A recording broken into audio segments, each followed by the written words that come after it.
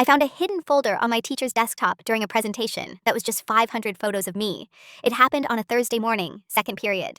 Mr. Lister was walking us through a group project for history, some slideshow assignment about the Cold War. We were in the computer lab, which meant we each had our own station, but he insisted on projecting his screen to show how to format our sources and citations properly. About 10 minutes in, he minimized the PowerPoint to open a folder on his desktop, and that's when I saw it. Just for a second, but long enough for my brain to catch the name. Do not open, personal. The exclamation mark at the beginning pushed it to the top of his desktop icons. It stood out, and then it was gone. He opened another folder and kept talking. Nobody else said anything. I don't even know if they noticed, but that name stuck with me. I kept staring at the corner of his projected screen, hoping he'd click the desktop again at the time. It was just curiosity, like maybe it was where he kept dumb memes or his old college essays. Something embarrassing, but harmless. He always struck me as socially awkward, not creepy. A few minutes later, he clicked back to his desktop. There it was again. Do not open, personal. But this time, when he went to open a different folder, he hesitated. His mouse hovered for a second too long over that one, like muscle memory wanted to open it. Then he jerked it away and opened the folder with our sample rubric. That hesitation, that weird pause, changed something for me. I couldn't stop thinking about it. When class ended, I lagged behind while the others packed up. I asked Mr. Lister something fake about how to cite interviews. He answered quickly, barely making eye contact, already turning back to his computer. I knew I was being weird, but I lingered anyway. My own computer was still logged in. From my angle, I could just barely see his screen reflection on the window, behind him. I don't know what I was hoping for. I didn't even know what I thought I'd do if something sketchy happened. And then he double-clicked it. He looked behind him first, not at me. He looked toward the door, like he was checking that the room was empty. Then he clicked the folder. His shoulders kind of tensed, like he was holding his breath. The window popped open. I saw it in the reflection. It was filled, completely filled, with image files. No subfolders, just rows and rows of thumbnails. I couldn't see the pictures clearly, but even from the reflection, I recognized one thing right away. They were all of me. It was my face, my clothes, my posture. In class, in the hallway, at lunch. Different days, different outfits. Some from far away, some obviously zoomed in. There were maybe hundreds of them. I didn't move. I didn't say anything. My mouth went dry. I stared at the reflection like, if I blinked, I'd realize I was wrong. Then he clicked one. I saw my face fill his screen, me standing at my locker looking over my shoulder like I'd just heard something. It wasn't a selfie, it wasn't from social media. I'd never seen that picture before. It was taken without me knowing. He stared at it for a few seconds, not moving. Then he closed the window and minimized everything. His shoulders dropped like he was relaxing. He started typing something in Word. I backed away from my station, quietly unplugged my USB. I didn't even say goodbye. As I walked out of the room, my ears were ringing. I remember hearing the sound of the hallway, people laughing, slamming lockers, and none of it felt real. I just kept replaying the folder in my head. 500 photos of me, I remember thinking, though I never actually counted. That was just the number that stuck. I didn't tell anyone right away. I didn't know how to say it without sounding insane. I wasn't even sure what I had seen. Maybe I had misunderstood. Maybe it wasn't what it looked like. But I couldn't stop seeing my face in that reflection over and over again. That night, I couldn't sleep. I stared at the ceiling until past 2 a.m., trying to convince myself I had imagined it. Maybe they weren't all photos of me. Maybe he had files named weirdly. Maybe it was part of a lesson plan. But no matter how many versions I ran through, I couldn't erase the way I felt standing in that room. The sick feeling in my stomach wasn't going away. The next morning, I didn't eat breakfast. I walked to school slowly, headphones in but no music playing. My thoughts kept looping. What do I do now? Who do I even tell? I had Mr. Lister again, third period. World history. We weren't in the lab this time. Just the regular classroom, 30 desks, and a dry erase board. I took my seat near the back, behind this guy Jeremy, who always wore noise-canceling headphones until the bell rang. The second I sat down, I felt him watching me. Mr. Lister wasn't talking to anyone. He stood at his desk with his laptop closed, arms crossed, like he was waiting for the bell to ring before powering up. Usually, he had the warm-up question on the board already. Today, the board was blank. He looked tired. His hair was still damp from a shower, and his collar was wrinkled. That was unusual for him. He was normally way too put together for a high school teacher. When class started, he gave us a packet to work on silently. No lecture, no discussion. Just 10 pages of questions pulled from the textbook. People groaned, but started flipping pages. He sat behind his desk, pretending to grade. I couldn't focus. I didn't touch the packet. About 15 minutes in, I asked to go to the nurse. I made it halfway down the hall before I panicked and turned instead toward the office. The guidance secretary looked up when I came in. I'd been in there maybe twice all year, and both times had been for schedule changes. She asked if I was okay, and I nodded too fast. My voice came out weird and high when I said, "I need to talk to someone." She handed me a pass to wait for Ms. Branley, our school counselor. It took 15 minutes. I sat in one of the side chairs, pretending to scroll on my phone, but my hands were shaking. I kept looking at the clock. Finally, Ms. Branley came out smiling. "Hey, come on back." I followed her to her office, which was warm and filled with those little fake plants and inspirational posters. I sat down across from her and couldn't speak at first. She offered me water. I shook my head. She said gently, "Did something happen?" I tried to ease into it. I told her something was off with one of my teachers, that I saw something during class that made me feel really uncomfortable. She didn't press. She waited. I paused. I think Mr. Lister has photos of me, like a lot of them. She blinked. Photos? Yeah, on his computer, in a folder. I saw it yesterday when he was showing us something on the projector. He opened this folder and there were pictures of me, all different. It wasn't just one. It was like rows, like 100, maybe more. Were they from school? I nodded. Were you aware they were being taken? No, that's the thing. I didn't even know they existed. She didn't speak right away. She reached over and clicked her mouse, opening up a form on her screen. Her voice stayed calm. Okay, I want to make sure I understand. You're saying you saw a folder on Mr. Lister's school computer, and it contained a large number of photos of you, taken without your knowledge. You recognized yourself in the images? Yes. She asked a few more questions. What class it was, what time of day, what exactly I saw. I answered everything, even though my chest felt like it was tightening the longer I sat there. Eventually, she told me she had to report it. Not just to the administration, but also to the school's resource officer. I said, okay, even though I felt like throwing up. By fourth period, I was sitting in the principal's office. They asked if my parents could come. I said I didn't want them called yet, not until someone actually checked. Principal DeMarco agreed. She said they'd look into it first, then contact my parents if necessary. They took it seriously. I could tell by how fast they moved. The assistant principal showed up, then the IT guy, then Officer Navarro, who normally just patrolled the halls and broke up fights in the cafeteria. I was sent to the library while they talked. I sat there, pretending to work on my laptop, but mostly just staring out the window. 20 minutes later, someone came to get me, Officer Navarro. He asked me to come with him. We went back to the main office. Mr. Lister was already gone. They didn't say where he went, just that Mr. Lister had stepped out for the rest of the day. That's what Principal DeMarco told me when I got back to her office. Her voice was calm, measured, too measured, like she was walking a tightrope. Officer Navarro stayed in the room, standing near the wall. He didn't say much, just watched. Principal DeMarco folded her hands on the desk. We're going to be looking into this thoroughly, she said. But I want to ask you something that might feel uncomfortable. I nodded. My throat was dry again. Has Mr. Lister ever made you feel singled out? Treated you differently than other students? I tried to think. He wasn't friendly, not exactly, but he was always polite. He called me by my last name, just like everyone else. He graded fairly. I couldn't think of a time he'd touched me, or talked to me weirdly, or even stood too close. Still, I remembered how he looked when he opened that folder. That tension in his shoulders. The way he glanced at the door. Not really, I said. But now I'm not sure. He did kind of linger when I stayed after class. Yesterday, like he didn't want me to see his screen. She nodded and wrote something down. Then she asked, have you ever shared photos of yourself with him, through email, projects, or any assignments? No, nothing like that. Has he ever commented on your appearance? No. She gave me a faint smile that didn't reach her eyes. Thank you for being honest. We're going to treat this matter with care and seriousness. Then she said I could go back to class if I felt comfortable, or to the library if I wanted. I picked the library. There was no way I could sit in a room pretending to be normal. On my way out, I caught a glimpse of Mr. Lister's classroom through the window in the hall. The lights were off. His name was still on the whiteboard in neat black marker, underlined twice. By the time I got home that afternoon, everything had changed. My mom was waiting at the door, her face tight.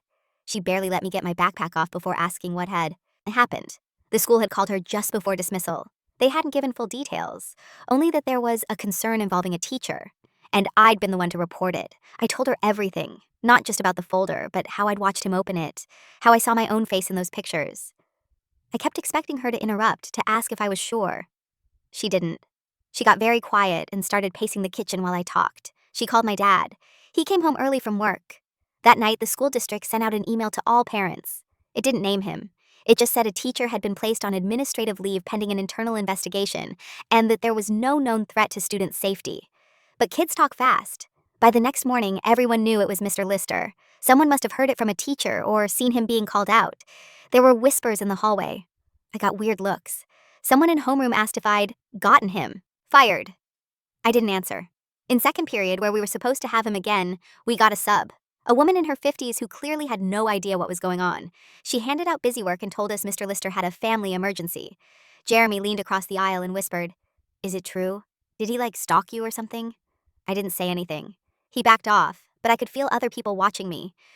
At lunch, I sat alone. I usually sat with two girls from band, but they didn't wave me over. I wasn't mad. I probably wouldn't have known what to say either. My phone buzzed 3 times during the period. Unknown numbers, 2 texts, and a missed call. I didn't open them. I didn't recognize the area codes. Later, while I was in my room, I got a message from our class group chat. Someone had posted a screenshot of what looked like a Reddit thread, claiming a teacher in our district had been caught with hundreds of photos of a student. My name wasn't mentioned, but I knew people were connecting the dots. I muted the group and closed the app. That night, my mom told me someone from the district wanted to talk to me. An investigator, not police, at least not yet, but someone in charge of looking into staff misconduct. She asked if I was okay with that. I said yes. I think part of me wanted someone official to confirm I wasn't crazy, that what I saw was real, that I hadn't blown it out of proportion. The meeting was scheduled for the next day after school. In the meantime, my parents asked me to write down everything I remembered: dates, times, what the screen looked like, what I said, what he did. I started the document that night. I stared at the blinking cursor for a long time before typing the first line. He hovered over the folder like he knew he shouldn't click it.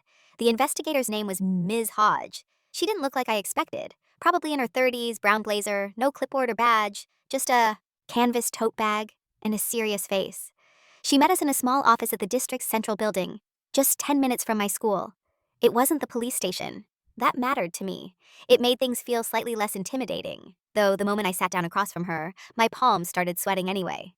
She introduced herself quietly and said we could stop at any time. My parents were allowed to stay, but they asked if I'd rather speak to her alone. I said yes. I didn't want to have to look at their faces while I talked. Ms. Hodge opened her notebook and started asking questions. Some were the same as what the principal asked.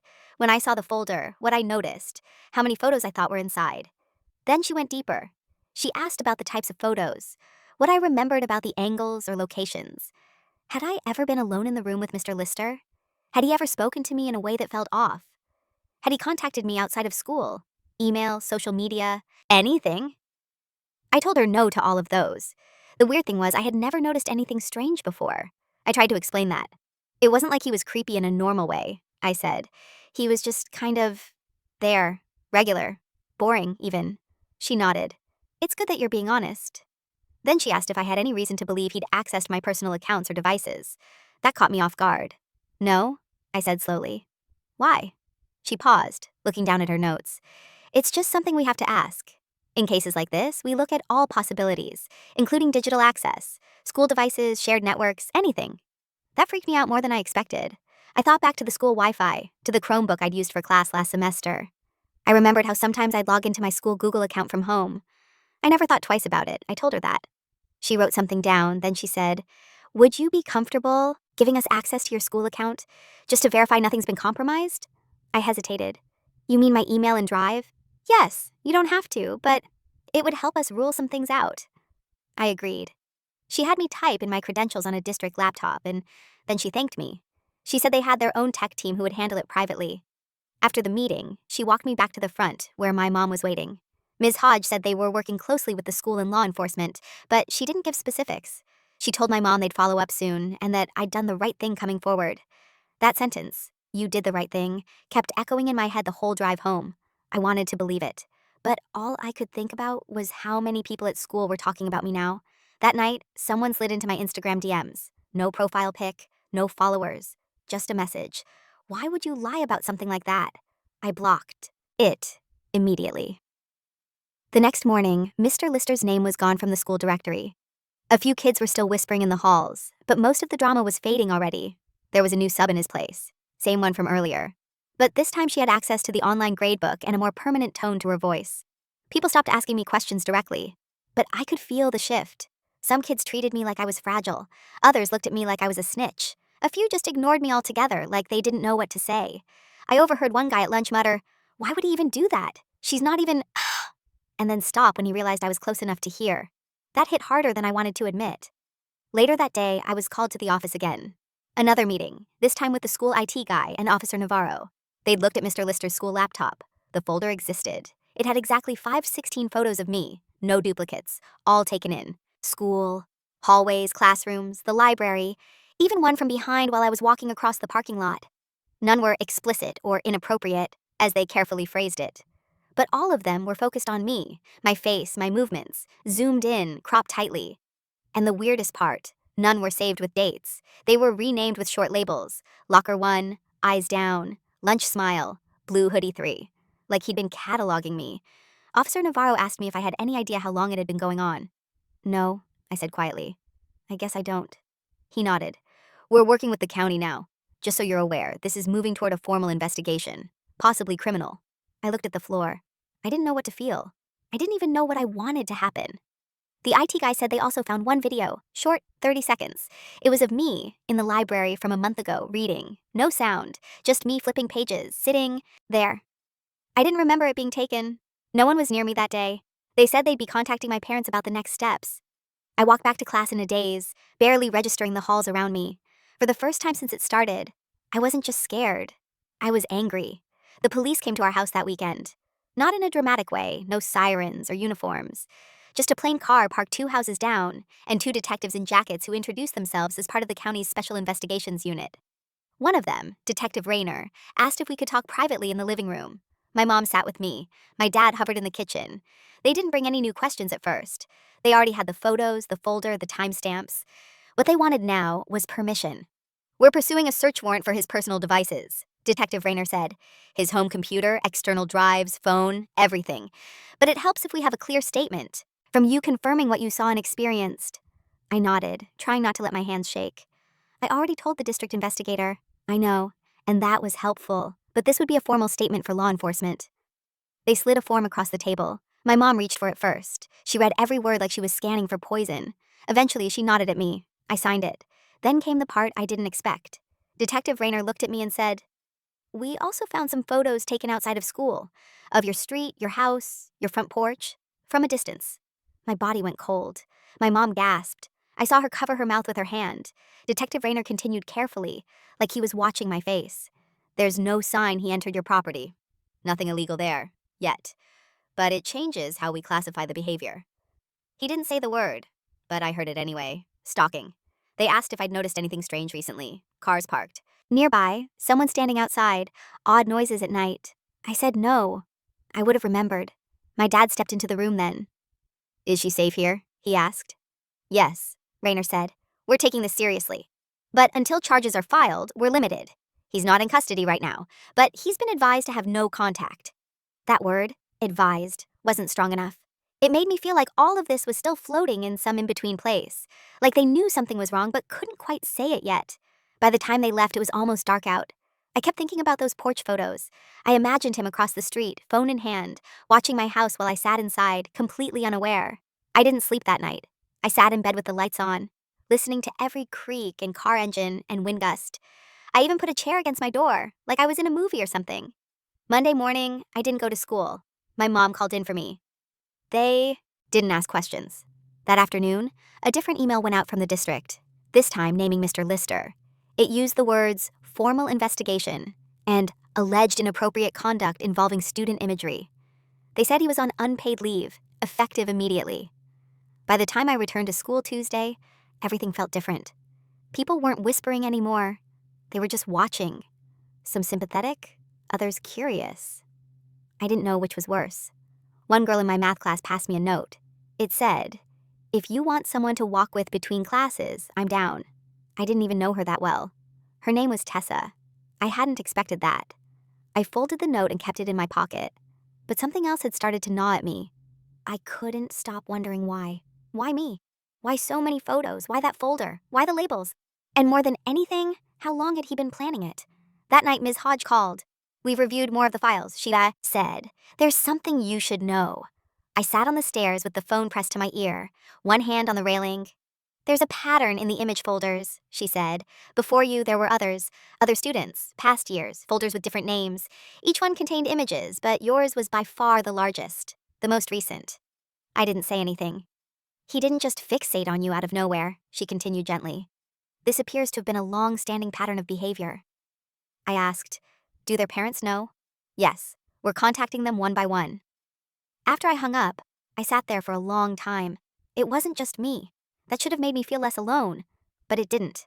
It made everything worse. The fallout didn't come all at once. It spread out slowly, like cracks through glass. 3 days after the call from Ms. Hodge, my mom got a voicemail from a reporter. Then another. Then someone from a local news station emailed me directly. I don't know how they got my school address. They said they were working on a story about a concerning pattern of misconduct by a district teacher, and asked if I'd be willing to share my experience in my own words. I deleted the message. My mom contacted the school, who said they had issued a no-contact order to media. But it didn't matter. Once people start digging, they don't stop. Even though my name hadn't been made public, kids at school started treating me like it had. In the hallways, people stared a little too long. A few whispered, not even bothering to lower their voices. That's her, right? I'd hear behind me. She's the one from the folder. At lunch, I noticed someone taking a photo of me, just a quick snap over a tray, like they were trying to be subtle. I stood up and left my food behind. That night, I deleted every post on my Instagram and set everything to private. I blocked over 20 people I didn't recognize. One of them had been following me since the investigation started. His bio said he lived in a different state. Tessa kept sitting with me in class. She didn't ask questions. She didn't treat me like I was fragile. She just passed me gum once during a fire drill and muttered, I'd key his car if I knew where he lived. That was the closest anyone came to making me laugh all week. But at home, it was worse. The silence got heavier. My mom hovered. My dad avoided eye contact. They meant well, but I could tell they were shaken, scared not just by what happened, but by what it meant. They didn't know how to protect me from something invisible. A folder full of photos was something you couldn't punch or ground or talk down. Then on Friday, Ms. Hodge called again. There's something we need to tell you directly before you hear it from somewhere else. Mr. Lister had resigned. No trial, no hearing, no criminal charges filed. Yet, he'd voluntarily ended his employment with the district while under investigation. According to Ms. Hodge, the county sheriff's department was still building their case, but without a confession or a clearly illegal image, it would take time. Maybe months. I asked if they'd taken his phone. She said yes. I asked if they found anything on it. She paused. There were more photos, she said. Nothing illegal, but consistent with the pattern we saw on the school device. So that was the official language now. Consistent with the pattern. My mom asked the same question I'd been thinking. So what happens next? He's no longer in a position of power over students, Ms. Hodge said. That's the most immediate concern. But what stops him from doing it again? I asked. She didn't answer right away. That's what we're trying to address, she said finally. That weekend, I stayed in bed most of the time. My phone stayed off. My inbox was a mess of unread messages, classwork, group chats, worried notes from teachers. I ignored them all. On Sunday morning, I finally opened the doc I'd been avoiding, the one Ms. Hodge asked me to keep updating, a written record, names, times, anything that felt off. I added one line, March 14th. I realized I wasn't scared anymore. I was just tired. Then I closed the laptop and went downstairs. I told my parents I didn't want to keep pretending nothing had changed. I wanted to finish the school year remotely. The district had offered the option, and I was ready to take it. My mom looked like she was about to cry, but she nodded. My dad just said, okay. That was the day everything shifted. Not because I felt better, but because I stopped waiting to feel safe. My first day attending school remotely was quiet. No camera, no mic, just me sitting in my room with a muted laptop, watching lessons happen through a screen. Most teachers barely acknowledged it. They'd say, welcome, Akaoya, my Mitsu name. Then move on like nothing was different. But it was different. My room became the one place I could breathe. No hallway whispers. No phones pointed in my direction. No kids glancing sideways to see how I'd react to Mr. Lister's name. Not that it came up anymore. No one said it out loud, but it hovered around certain silences. Like when our new sub stumbled while calling attendance, then skipped over the empty desk where Lister's nameplate had been scraped off. Or when a teacher passed out assignments with someone else's handwriting still scribbled in the margins. His notes, his outlines. The district still hadn't replaced him permanently. We had a rotation of substitutes, some better than others.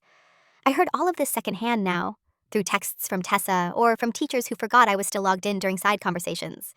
The first real consequence came about a week into my remote classes. A girl from the year above me, Ashley Mason, filed a formal complaint. She said she'd had Mr. Lister 2 years ago, and after hearing about what happened, she'd started looking through her old school email. She found messages he'd sent that seemed unusual. one of which asked her to meet with him during lunch for extra help, even though she'd gotten an A on her last test. She never went. Said it made her uncomfortable back then, but she didn't tell anyone because she didn't want to overreact. Now she had. The school sent out another announcement, not to students, but to parents. They were expanding the investigation, encouraging anyone with concerns or experiences involving the staff member in question to come forward. More names followed. Not dozens, but enough. A few had stories like mine, seeing something strange, feeling watched, getting comments that didn't sit right. Some had been too young to understand it at the time. I wasn't the first. I wasn't the last. That same week, the district finally held a board meeting about personnel policies and student safety. It wasn't about him by name, but everyone knew what it was. My parents went. I didn't. My mom came back furious. They were more focused on damage control than accountability, she said. One of them actually said, "We don't want to alarm parents unnecessarily, like this hasn't already happened." The board promised to implement stricter background checks, staff training, better monitoring of school-issued devices. But it all sounded reactive, like they were building a fence after someone had already gotten in. One of the board members, someone who'd known Mr. Lister personally, called him an unfortunate outlier. My mom nearly walked out. Outside of school, things moved more slowly. Detective Rayner called once to say the case was still open. They'd passed it to the county attorney's office. "These things take time," he said, "but we haven't dropped it." When I asked if charges were likely, he didn't answer directly, just said, "We're doing everything we can." Meanwhile, Mr. Lister was still out there. Not fired, not arrested, just resigned, not a criminal record, just a resignation on paper. That reality hit hard the first time I saw him again. It was a Saturday. I was in the passenger seat of my mom's car, coming back from the store. She was driving down one of the side roads near the library when I saw someone walking toward the corner. A man in a dark hoodie, head down, holding a takeaway coffee. Even from inside the car, I recognized the walk, the posture, the slope of his shoulders.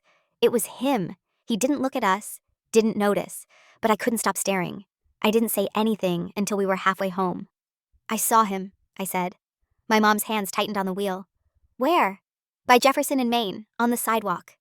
She didn't say anything for a few seconds. Then she just muttered, "He shouldn't be anywhere near you." But legally he could be. That night, she installed a camera above our front door, motion sensor lights, new locks on the back gate. My dad helped without saying much, but I saw the way he looked at the camera app on his phone, checking it every few hours for the rest of the weekend. The world didn't feel dangerous all the time, but it never went back to feeling normal. My parents started talking about moving, quietly at first, just maybe next year, or if the district doesn't handle this better. But I knew the truth. They didn't trust the system to protect me anymore. And honestly, I didn't either. I started noticing the ways it changed me, how my brain worked differently after, like how I couldn't walk past windows at night without checking my reflection first, making sure no one was behind me, or how I started sitting with my back against walls, even at home. I kept scanning for patterns.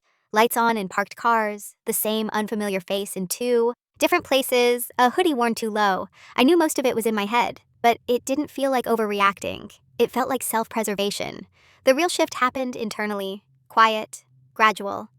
I wasn't scared the way I was before, not heart-racing panic, but something colder. A dull sense of vigilance, like I couldn't fully relax, even when nothing was happening. I didn't trust anyone at school anymore. Not fully, not the way I used to. Every adult felt like a maybe. Every teacher could have had a folder, every substitute, every administrator, every person walking past me in a hallway. They were just people with access, people with keys, passwords, badge IDs. Sometimes I caught myself analyzing their behavior, watching how long they looked at a student, listening to their tone. It wasn't something I chose to do. It just happened, like my brain rewired itself. I wasn't mad at the teachers who didn't know. I wasn't even mad at the school anymore. What got to me most was how easy it had been for him, how long he'd been able to do it, how he hadn't needed to hide that much, just one folder, buried 2 clicks deep, behind a name people wouldn't question.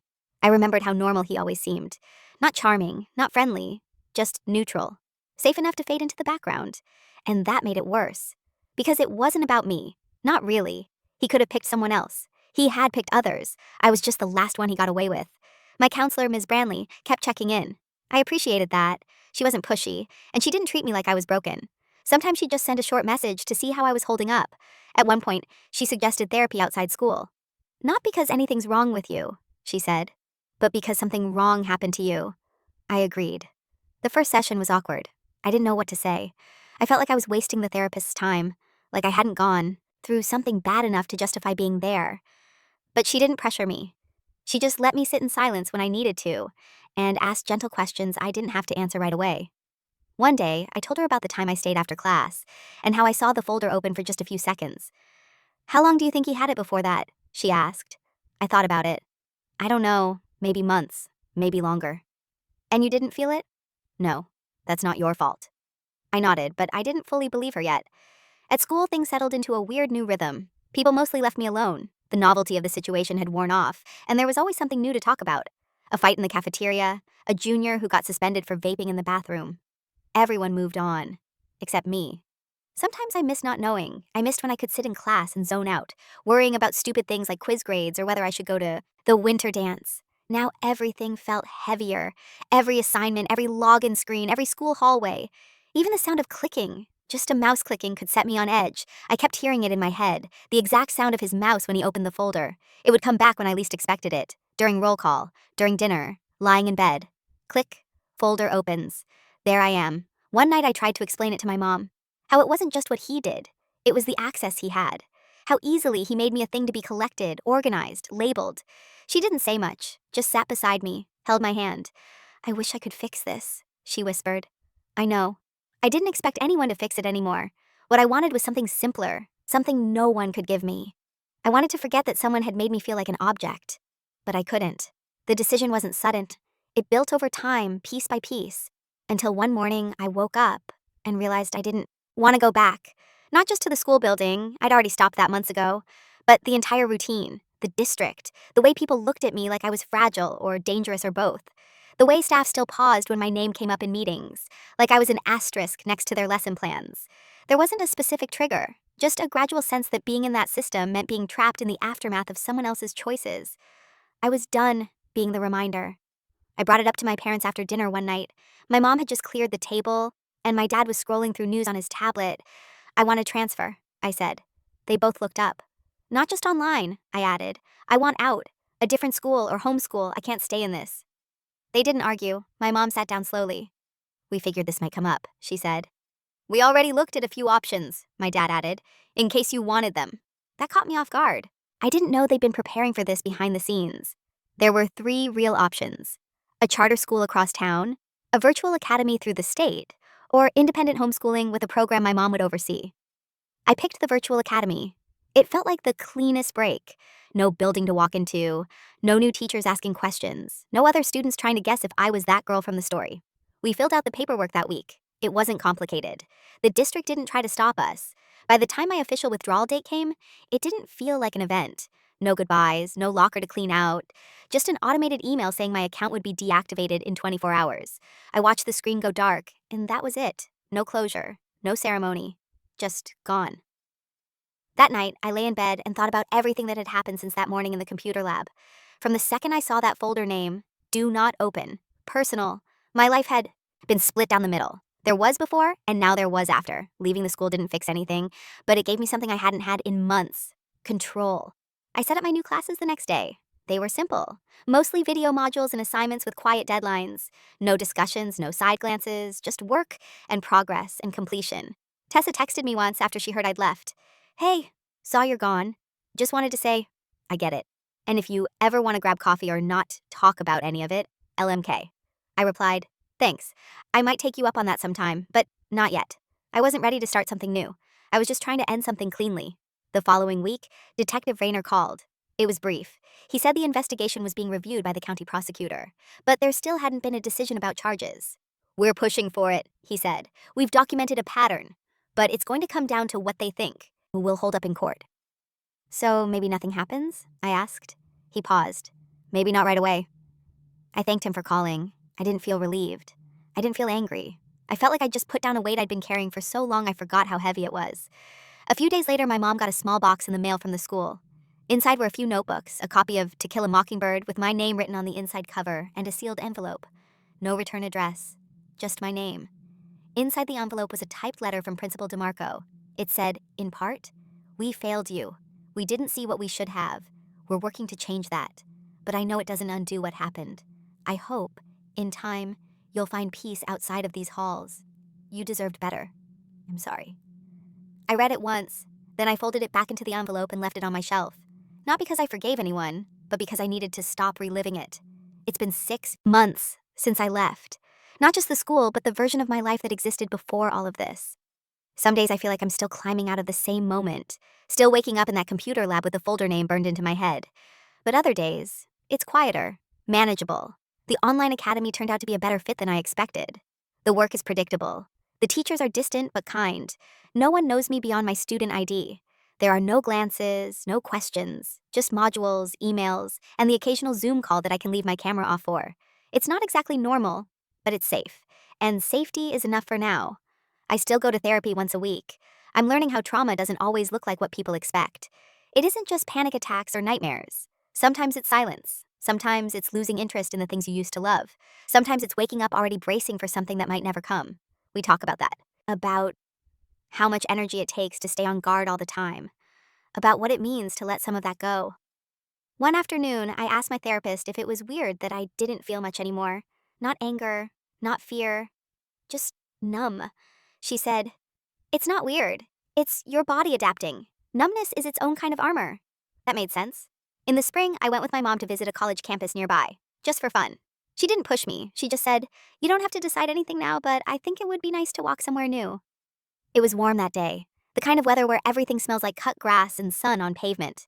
We walked through the quad, past the library, sat under a tree. I watched students go by with backpacks and headphones, just living their lives. For a second, I imagined myself there, not as someone running from something, but as someone just being. I held on to that image. That night, I opened a new file on my laptop. I titled it, "Things I Still Want." No timeline, no pressure, just a list. The first line I wrote was, to feel anonymous again, in a good way. Other things followed, to walk into a room and not scan it first, to talk to someone new and not wonder what they've heard, to see a camera and not flinch, to trust that being seen doesn't always mean being watched. Somewhere near the bottom of the list, I added, to tell this story and not feel ashamed. I haven't checked for updates on the investigation in a while. The last thing I heard, through Ms. Hodge, was that they'd formally submitted everything to the county prosecutor. Still no word on charges. Mr. Lister hasn't reached out. No texts, no emails. The school confirmed he moved out of state. But that's it. No criminal record, no official label. Sometimes I wonder if he has a job somewhere else now. Another classroom, another desk, another folder. And then I stop myself.